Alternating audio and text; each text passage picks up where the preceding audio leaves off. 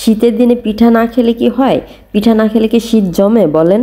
তাই আমরা 2-1 দিন পর পরই পিঠা বানাই। আর আমার মেয়েও বায়না করে পিঠা বানানোর জন্য। সে প্রতিদিন খাক বা না খাক, তার শীত আসলে তার জন্য পিঠা বানাতেই হবে। এমনকি অবশ্য সে খায় না তেমন না, কিন্তু সে মিষ্টি জিনিস খুবই পছন্দ করে। শুধু সে না, আমার ঘরের আমার শ্বশুর শাশুড়ি সবাই খুব মিষ্টি জিনিস খুব পছন্দ করে, মিষ্টি জাতীয় খাবার। কিন্তু আমি মোটেও পছন্দ করি না, পিঠা খুব কমই খাই।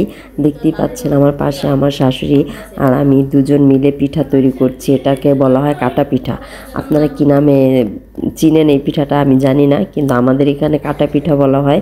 ভিতরে হালুয়ার মতো দেয়া হয়, যদিও হালুয়া না, এটা হালুয়ার মতো তৈরি করে দেয়া হয়, কিন্তু কুলি পিঠার মতো দেখতে। কিন্তু কুলি পিঠা কিন্তু তেলে ভাজে, এটা তেলে ভাজা হবে না।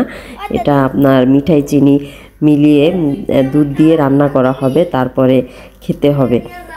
আর পিঠাটা খেতে ভালোই লাগে। আমার শাশুড়ি দেখতেই পাচ্ছেন ডিজাইন করছে, আর আমি পাশে তাকে সাহায্য করছি।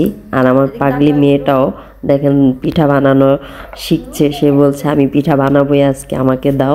তো আমিও দিলাম। তো পাগলি মেয়েটা বানাচ্ছে, আর পাশে আমার ভাগিনা ননদের ছেলেও পিঠা খাচ্ছে। মানে তার আর দেরি সহ্য হচ্ছে না, এক পদ পিঠা তৈরি হয়ে গেছে, সেই পিঠা। তো সেই পিঠাটা সে খাচ্ছে আর ও এখানে বানাচ্ছে। সে বানানোর জন্য ব্যাকুল আর কি, সে খাওয়ার জন্য ব্যাকুল না। অবশেষে আমাদের পিঠা বানানো শেষ। আমরা অল্প করেই বানিয়েছি, ওরা দুজন খাবে সেজন্য তাই অল্প করে বানানো হয়েছে। অন্যান্য সময় অনেক পিঠা বানানো হয় আর অনেক মেহমান আসে, এই পিঠার দাওয়াতের দেই যখন বানানো হয়।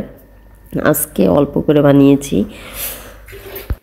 শীত আসলে কে কে এই পিঠা খান কমেন্টে অবশ্যই জানাবেন আমাকে।